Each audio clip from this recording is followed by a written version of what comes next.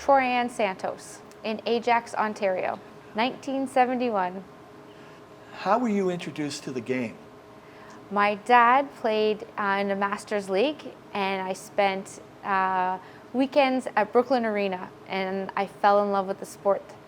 My brother played, so I asked my parents if I could play, and there was only Whitby box lacrosse with the boys teams. They didn't question it, they just said yes, I could play, so I started when I was 9 years old playing Pee Wee lacrosse there.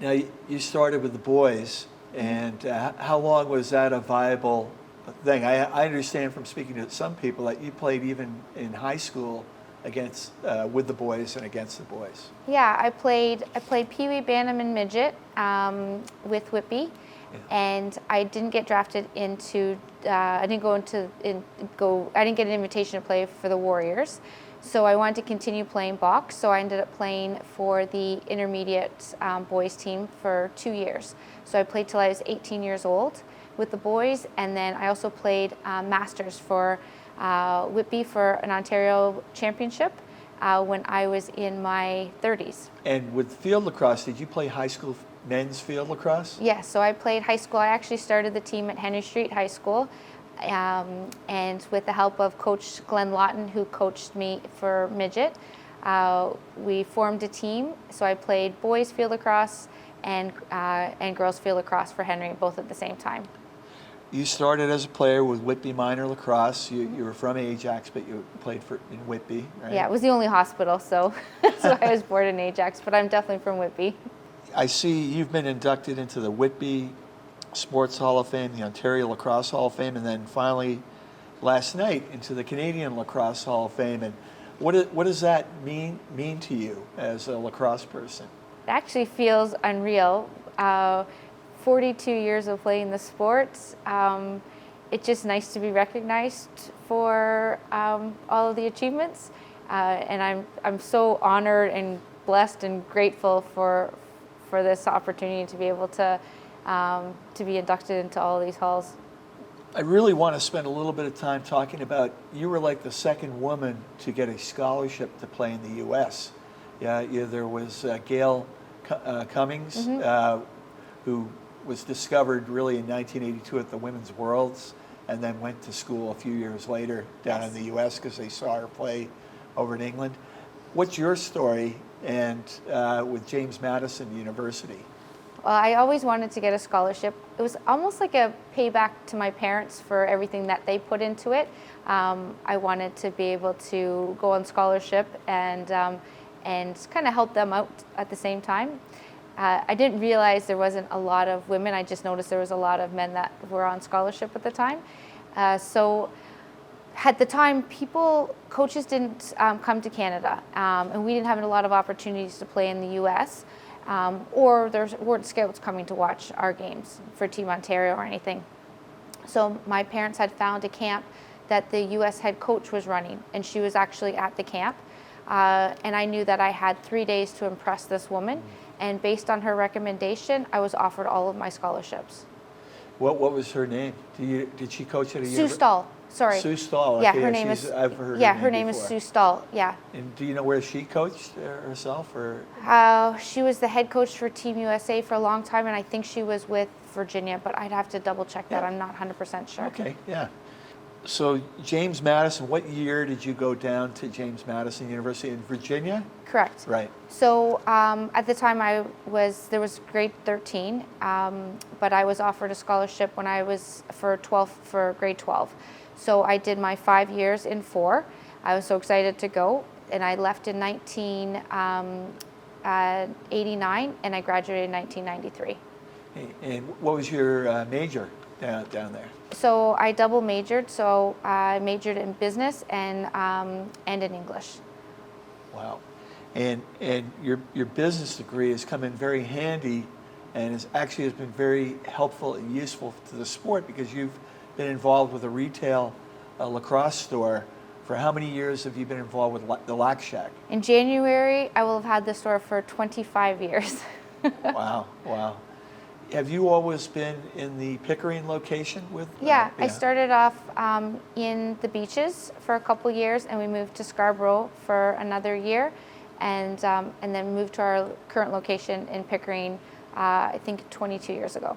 I really want to get into your time with James Madison University. So you, again, like the second woman to come out of Canada on scholarship, and you went down there. Did you feel any weight representing Canada at all?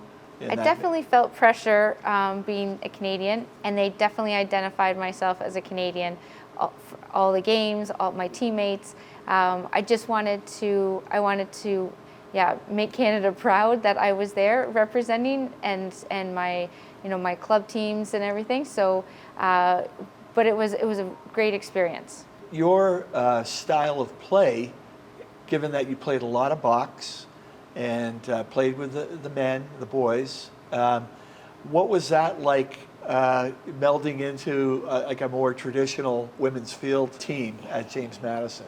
It was tough. I found just transitioning from box to field, I did gain a lot of different skills, but there was a lot of, they called them bad habits, the way I cradled, my aggressiveness. They tried to take that away from me, but that was my style of play with playing box for all those years.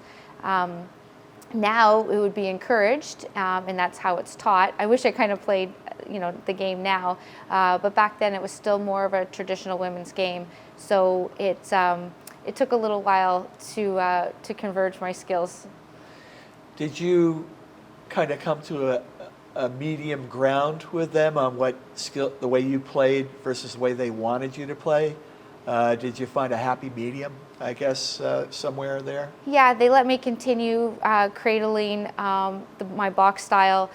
They couldn't take away my aggressiveness. I got reprimanded for it a lot, but it was just part of my game play, and I had a hard time changing that. So they allowed me to do that kind of stuff, but sometimes it didn't show as well as the more traditional players. So. Did they see the benefit of your style of play over time and what it did in games or things like that? Yeah, I think offensively it really helped me. Instead of playing on the outside like it used to be played, I like to be in the inside on the attack side, so that inside passes, picks, which wasn't really a huge thing, and I think that they appreciated that, and I think we moved towards an offense that was played a little closer in. So I think that was good for our coaches and our staff at JMU. Okay. And what were some of the schools you played on your schedule? Well, we played everyone. We were in the CAA. We always came against like the Virginia school, like from UVA, William & Mary. We played Towson, Princeton, Yale, Richmond. So yeah, a little bit of everywhere. That's a top schedule. Like yeah. The teams you're playing yeah. are among the top 10 yes. in the country. Yes. Your first practice with James Madison, what was that like, kind of introducing yourself to the American players on that team? I remember my first practice so clear. I came there, everybody knew, you're trying to get a feel for the team. I heard a lot of whispers that that's the Canadian. I was the only one who had a plastic stick at the time. So that kind of made me stand out. And yeah, it was exciting, but a little bit nerve-wracking. Everybody had played each other within their high school divisions, and so I didn't know anyone at all. But we instantly became a family. So all of my fears kind of dissipated as soon as after that first practice. Were most of your teammates from Maryland, or were they from New York as well, or like what was the makeup of your team? Yeah, New York, New Jersey, Maryland, and Virginia. Did you start for them in that season, your freshman year? Yes, I started every game for my 4 years. I played and started in every game. Yeah. So tell me, who was your first game against? Oh, I don't remember who my first game was against, but I do remember every game I played against UVA. They were a great school. It was one of the schools I was looking at attending, but they couldn't promise me that I would start as a freshman. So I decided to go a different route. And I had to play against Sherry Greer, who is one of the best lacrosse players to ever play. She was a defense wing and I was an attack wing. And I had to go up against her for 4 years. She scored more goals against me than I did against her. Wow. Yeah. And I had to play against her for 2 World Cups also. So I remember playing against UVA every game. Wow. What were some of the other schools and why James Madison, I guess, eventually that you chose that? So I had offers from Penn State, Johns Hopkins, UVA, William & Mary. I never heard of JMU, and that's mostly because they didn't have a huge football program or basketball program, and that's what we're so used to seeing on TV. Yeah. But when I went to the school, I just fell in love with not only the campus, but the coach and the players. Who was your coach there? Her name was Dee McDonough, and she coached me for 4 years there. Yeah. And Heather Dowling, she was assistant coach for the U.S. national team. And what size school was JMU? I think at the time it was only around 12,000 people. Oh, okay. So Yeah. compared to like Virginia, which would have been bigger, I think. Much bigger. Yeah, much I bigger. loved the compactness of the school and not being a large expansive school. Yeah, and Yale obviously had a big campus in terms of number of students Yes. and things like that. So you're playing against D1 programs with big schools. Yes. Big schools. So give me 3 big moments, both in box, university, or internationally, that really stand out for you as a player. As a player, playing Pee-wee box lacrosse for a provincial championship was a moment that always stood out to me. It was one of my first times ever, having a big moment on the line. I love my team. My dad actually coached me for 3 years, and it was nice to share that experience with him. For JMU, it was playing in the CAA championships, which we played in 4 years.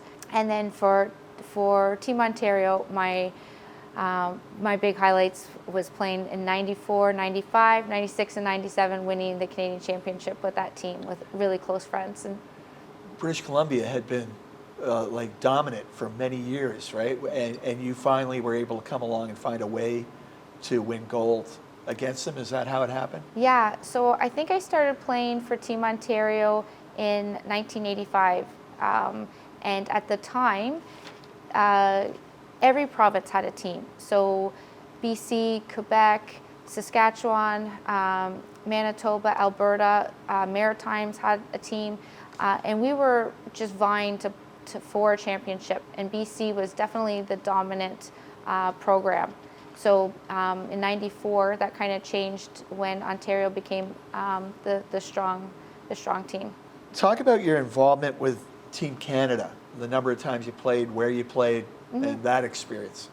So my first World Cup was in 1997 with Michelle Boyer. She was our coach of that team.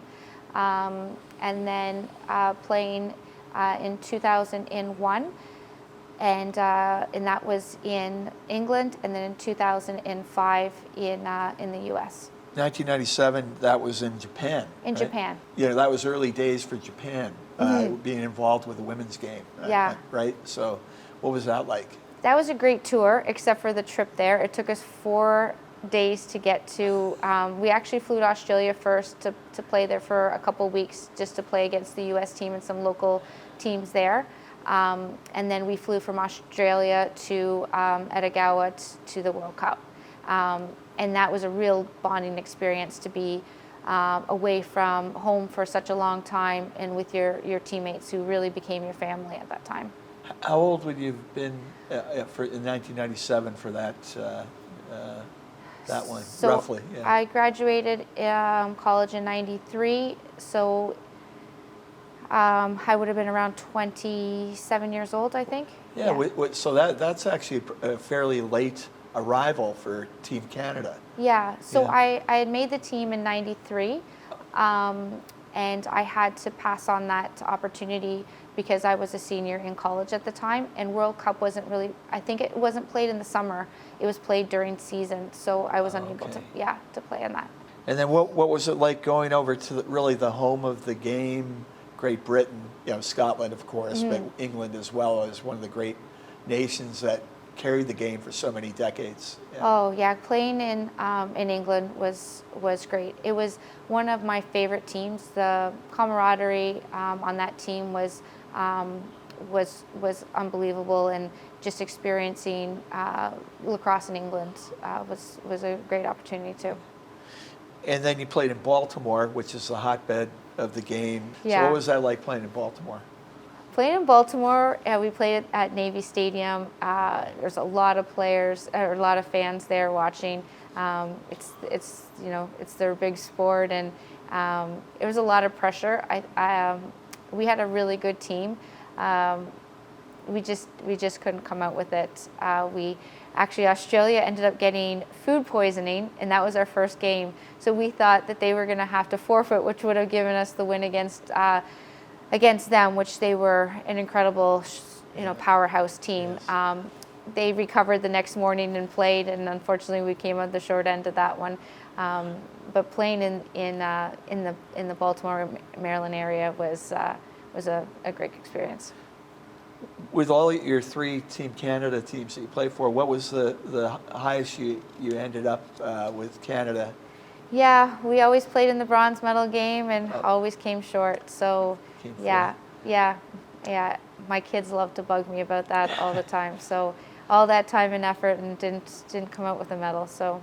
Well, having said that, you guys set the plate for what's happening now, and it's amazing to see Canada's march towards a solid silver, getting by in 2013, getting by Australia over in Oshawa for the first time, getting smoked by the U.S., but that didn't really matter. It was that step towards silver, and then playing the U.S. much better at the following World Championship, and then this one, a 3-goal loss in Baltimore, which is amazing to see that progression in 8 years or whatever. Yeah, I'm so proud of watching Team Canada play right now, and how skilled and how close their games are, and watching them like legitimately compete to be world champions is incredible.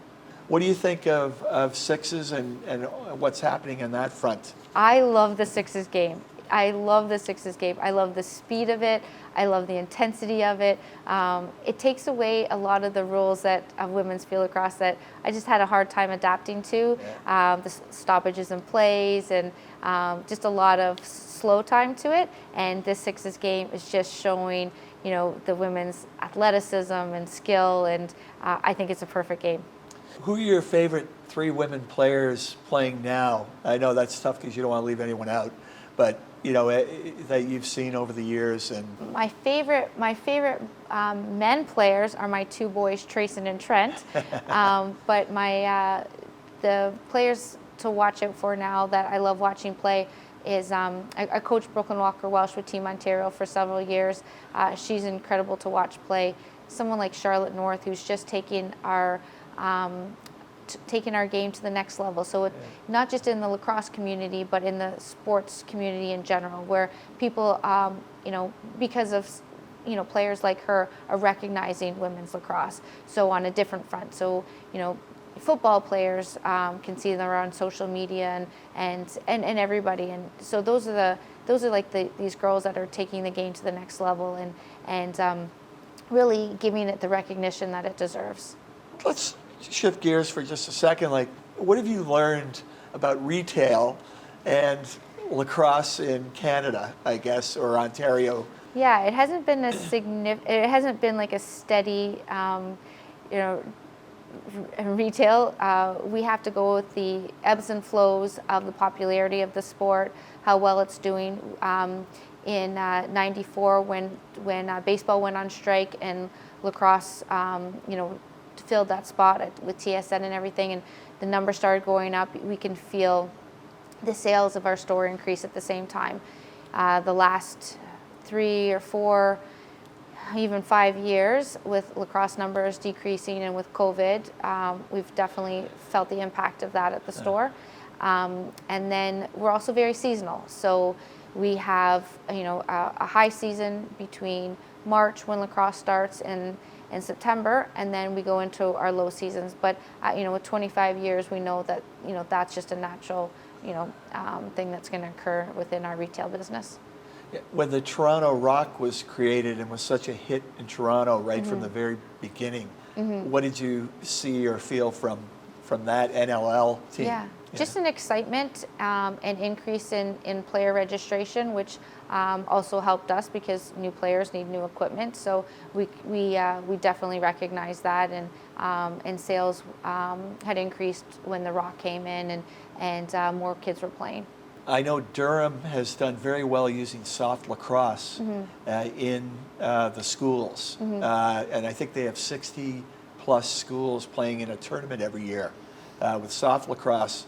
Do you think that's a good way to kind of get the game going and started, like a non-contact version, to at least get a stick in somebody's hands? Yeah, at first I didn't really believe in having non-contact and just playing the true version of box, and my opinion has completely changed. I think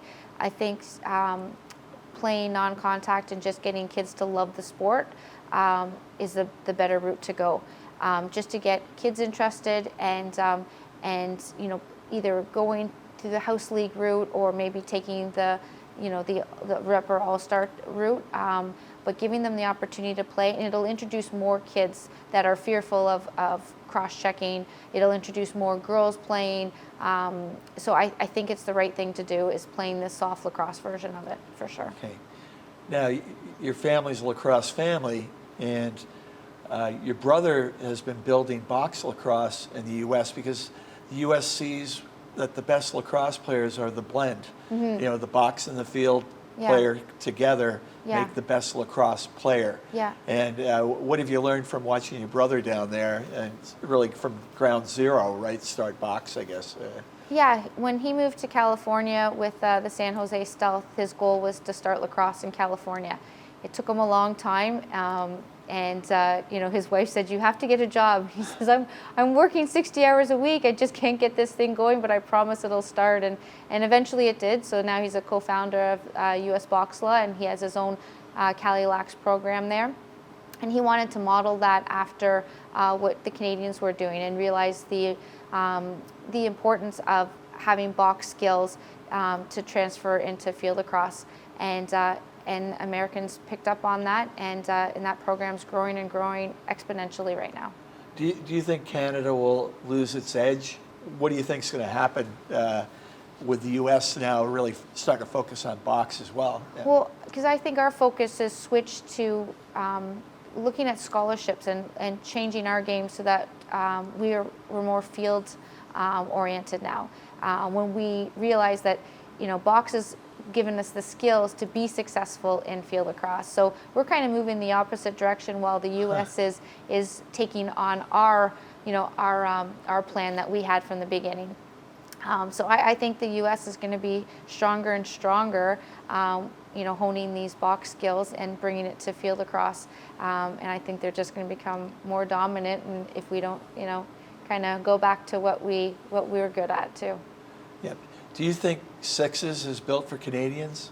100%. Again, right? Because that's our game is box and having those skills. And so many girls, come from a box background, people like Brooklyn Walker Welsh, and it seems to be dominating, in college right now and at the world level. And I think those are the skills that make her successful and make so many of us successful. So that sixes game is just, it's made for us. Now, the size of the sixes field, is it roughly the size of an arena without the boards? Yeah. It's the distances, it all relates to the box game in a big way, right? Mm-hmm. Yeah. Correct, yeah. So now you're a mom, and you have 2 boys. How old are your boys now? My boys are 16 and 15. And you've kind of coached them the whole way through? I have. I started coaching my son Trent at paperweight level in box from paperweight to novice, and then I started coaching my son Troyhann from peewee to midget. You're still very active in coaching in other ways as well. What are some of the things you're doing currently? I coach with my brother with the U.S. Boxla and with the Cali Lax teams. I coached with Colin Doyle with the Toronto Rock Girls program, and I've been with the Edge program as the women director for I guess 4 years that I had done that. So what do you think from that time to now? All good? Wish there were some different things that were done with the game, or what would you say? No, I think the women's game is moving in the right direction, and just embracing the changes. Like when I started, there was no boundaries, there was no restraining line, there was a lot of stoppages in play, and I feel like the women's game is just advancing so much, and in the organizations and the the coaches and the players are all making changes to make that game a much more exciting game to play, and also for fans to watch.